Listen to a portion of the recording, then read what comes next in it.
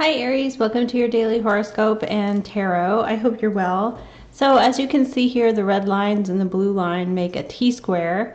The T-square energy is when planets are aspected, the alignments between the planets create a tension and a polarity. So there's an opposition. It's kind of like there's an opposition to what the planet is wanting. So, and then there's a tension between the planets, and it goes between Mars to Neptune.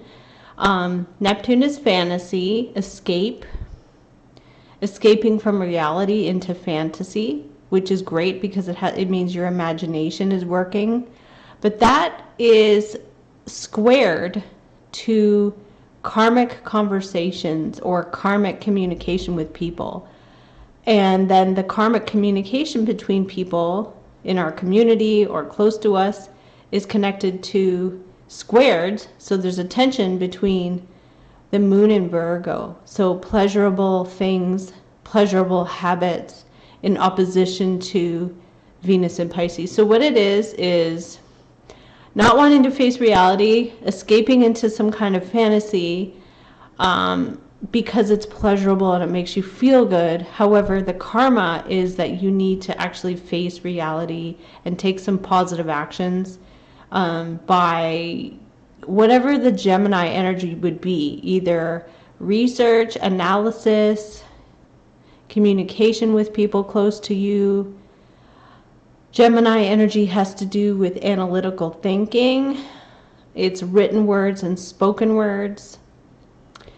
And this is, tension between fantasy, wanting to escape. So to me, it's kind of like going to a movie and skipping school. So it's like you have to go to school and do your research and do your homework, but you'd rather just go to a movie and skip school because it's pleasurable, it's fun. The moon here is connected to your emotions, pleasure, good feelings. But the emotion and the pleasure and the good feelings in Virgo, the house of service, is opposing the energy of Neptune. So Neptune is almost like you want to daydream, you want to go watch a movie and escape, but you really need to do something to serve it because it's of service to self and service to others. So it'd be like you could want to go eat a chocolate sundae, but you really need to go to the gym. Venus in Virgo, or Venus, the moon in Virgo ruled by Mercury actually. So you really need to take care of yourself as opposed to just escape, if that makes any sense at all. I like the energy. I like it. I like the fantasy. I want to, this is like, I want to live in the fantasy. I like fantasy because it's fun. And, this energy here is hard. This is like facing hard facts, doing things that you maybe feel like you're sacrificing. Moon in Virgo could be sacrifice. Saturn's in Aquarius, sacrificing for the good of the collective or the good of other people. It's like, I want to call off work and go to the beach. Why? Because I feel it's fun and I get to escape and it makes me feel good. But the Saturn energy in Aquarius, which is trined to the North Node, would be for the good of the collective. You need to go to work because maybe you work in a service industry where you're really counted on to be there. Maybe you work in a restaurant, or maybe you work Aquarian. Maybe you work at like a big stadium and like you need to go because you have to be a part of a crew. Maybe you work in the movie industry and you have to go into work and do your part on the crew. That would be Aquarian. It's like, how are you a part of a collective? How do you have to do your part here? But the energy of today is you would rather escape because Sun in Aries, Venus in Aries, is like, well, I want to do something pleasurable for myself because that makes me feel good. And the thing is, Venus here is connected, sextiled to Saturn in Aquarius. If you care for yourself, actually, you will be of better service to other people. So it's like if you do something pleasurable for yourself and escape and do something like go to a spa, you actually will be better in your service to others and the service to your team and your family and your friends and your coworkers. Okay, so I like it. It's good energy. Basically, Aries cares for, you should do something pleasurable for yourself because ultimately, long story short, you will be better if you care for yourself. Put the mask on yourself, or, you know, care for yourself so that you don't go down with the ship or anything like that.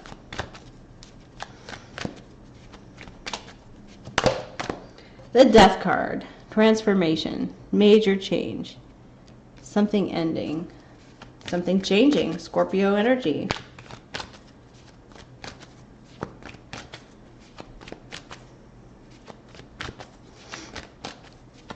Transformation, change, what's ending? Wow, there's a page of water supporting this. There is something here about love, changing, something that is not going to be the same. This is a change. Page of water brings in the Ace of Cups. We have a Queen of Water here, Pisces, Cancer, Scorpio, or you've changed. Maybe you're more loving with Venus in Aries. Two of Wands, Aries energy, motivation. Something is starting to take off. You have an inspiration. You're inspired, and then you start to take action on your inspiration. But it does put you at a crossroads where you have a choice to make. Do I want to be inspired and do I want to go for it? Your emotions are strong. Ace of Water. What did I tell you? The page delivers the ace. The ace has to get there somehow. So it's a person delivering this message of love or message of emotions. The Death. Something is completely changing.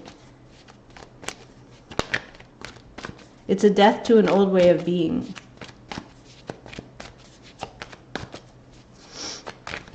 Moon in Virgo is very connected to receptive energy in the house of service. Your heart is open. Looks like your heart is open. Okay. Oh my gosh. Five of Wands. Okay, so Five of Wands is a competition. It's disharmony. It's, you know, competing energies. But it could also be Five of Wands is exciting.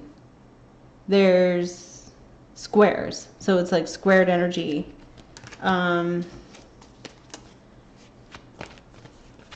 Competition. Excitement. Five of Earth. You're afraid. There's fives. You're afraid that you're going to be left out in the cold, or you're afraid of perhaps not having enough money or funds, but there's a new opportunity that comes in.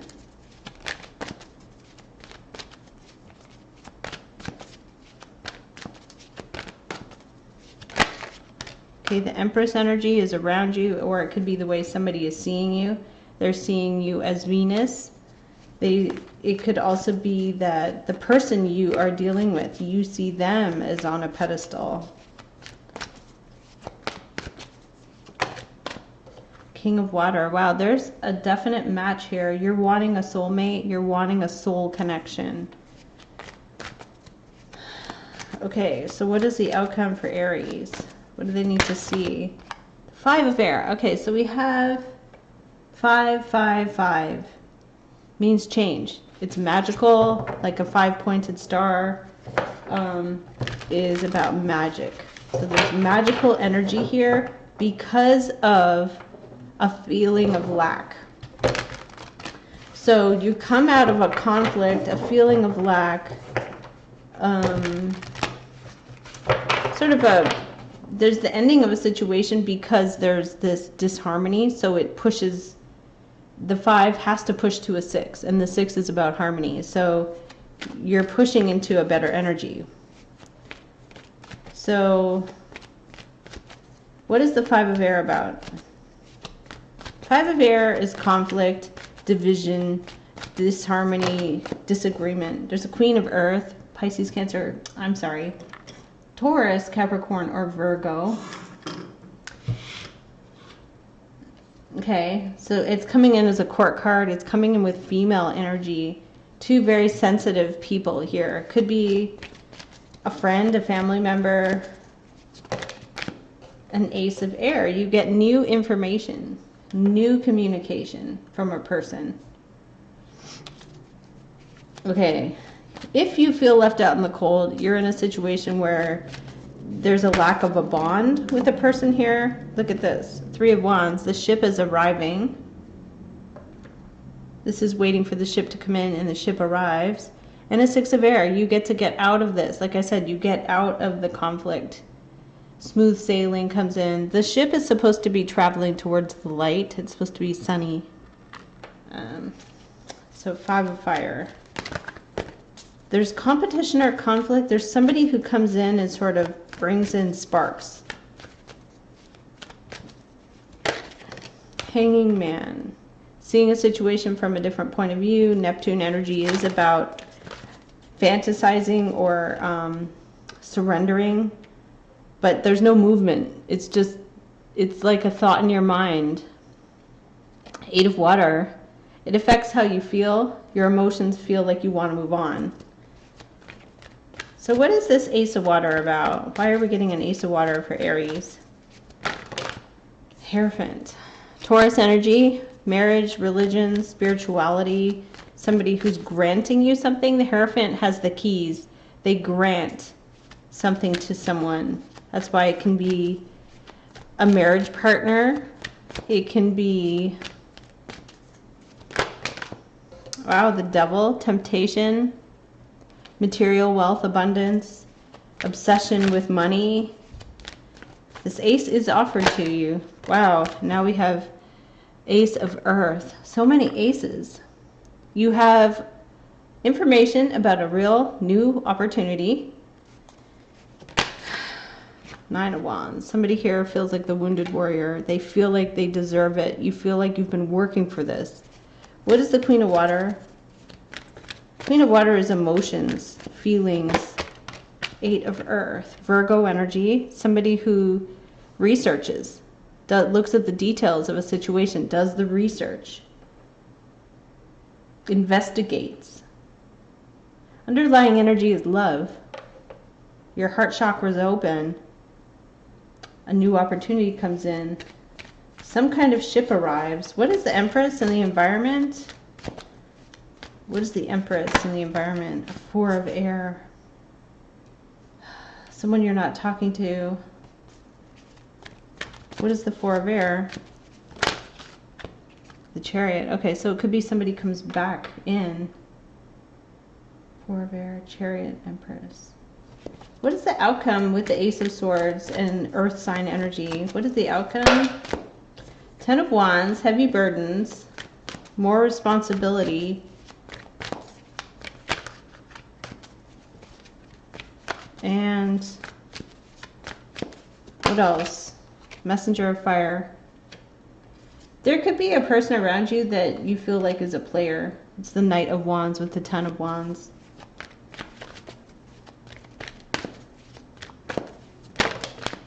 Ten of Earth. Long-term money, wealth, abundance, long-term financial commitments. Six of Earth, though. Somebody comes in to reward you. Page of Air, new information. Three of Cups, Two of Earth, Hermit. A lot of Virgo energy. There is love here and the Sun. And a King of Wands, but a Ten of Swords. So Judgment raises something up about a situation where love could be lacking. And so there could be a lack of love and stress. So what it does is it pushes that five energy into the next level where the universe provides. So if you don't have any love in your life and all you have is conflict and stagnation, it actually brings in the ace to push it to the next level. You're pushed to the next level with the Death card. The Death is just the the energy of Scorpio, 8th house energy, has to do with life cycles. So there's a new cycle coming in. It's not necessarily a death, like per se. It's more like a new cycle is starting. And it could be with the same person. But it could be a new person too. Earth energy, there could be somebody who's you're researching or they're researching you. 8 of Earth is like you're looking at all the details. You're learning about them or they're learning about you. It could even be a person at work with the 8 of Earth and the Queen of Water. Okay, what do we have here for Aries?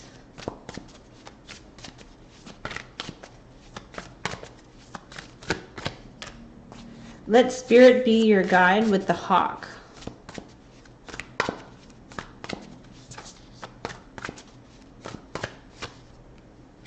Wow, and the owl, 2 birds of prey. So you see clearly now.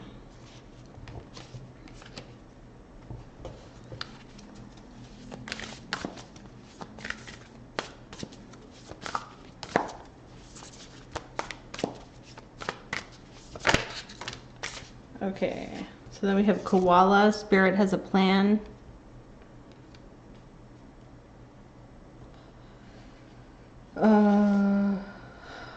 Two other cards, beaver, lay a solid foundation and claim your independence.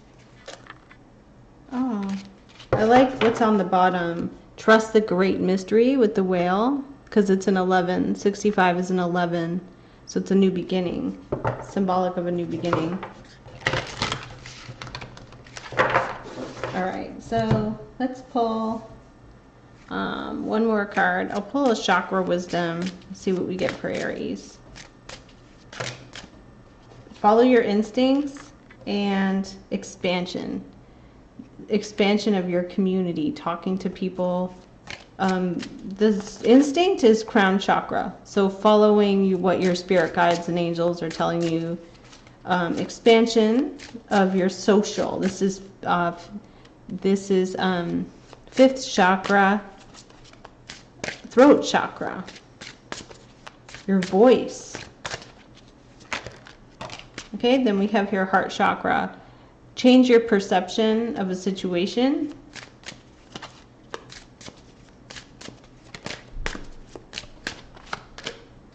Vanity. 5th chakra, someone who talks a lot and it's like they're not really, they're just talking without somebody really, it's like a one-sided conversation. Workaholic. 5th chakra again, a lot of like voice. Well, the death card and isolation. Oh, this is the ending of isolation. Isolation with the death. Isolation and completion. So it's the ending of being alone. You're meeting somebody new. So follow your heart. Self-worth issues could be here that you're dealing with too. Feeling like you're good enough for, someone to come in. So please check out my website, starseed1111.com, for any of my jewelry. This is a moonstone, which is good for crown chakra, 7th chakra. Thank you guys for tuning into my channel, and take care.